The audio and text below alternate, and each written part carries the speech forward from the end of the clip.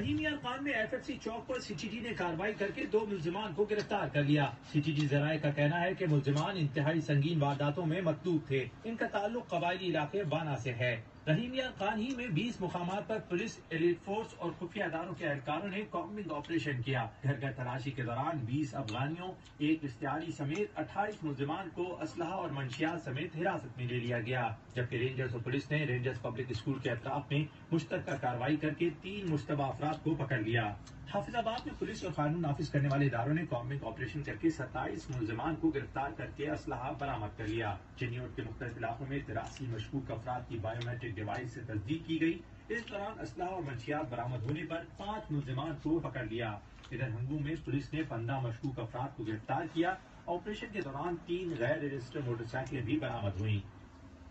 ابھی آپ کو خبر دیں، چمن میں پاک افغان سرحد پر باب دوستی نویں روز بھی بند ہے۔ افغان باشندوں کو یہ میرا کمپیوٹر سسٹم ہے، اسی پر میں اپنی کتابیں کمپوز کرتا ہوں۔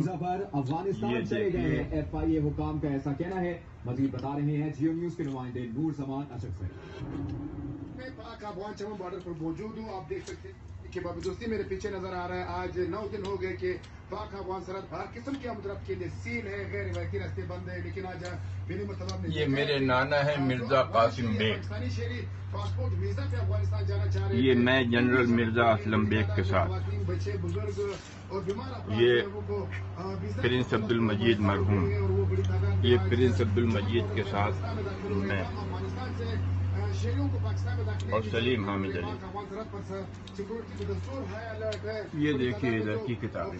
سبزیجات اور دیگر شیخ الدنوش کے جو ٹرک تھے وہ کوئٹہ کی طرف منہ کر گئے۔ ان میں بڑی مقدار میں جو خوراکی اشیاء تھی وہ خراب ہو گئے تھے، جس کے بعد یہاں پر تاجروں نے انہیں مختلف شہروں میں ان ٹرکوں کو لے جا کر وہاں پر اس کو اونے پونے داموں نیلام کر دیا ہے۔ شہروں کا کہنا ہے کہ پاک افغان سرحد کو پوری طور پر کھولنے کے لیے اقدامات اٹھائے جائیں تاکہ جو سرحد پر پھنسے ہوئے نہ صرف وہ لوگ اتنی جگہ کم رہ گئی ہے وہ اپنی کہ مجھے واپس آ جائے۔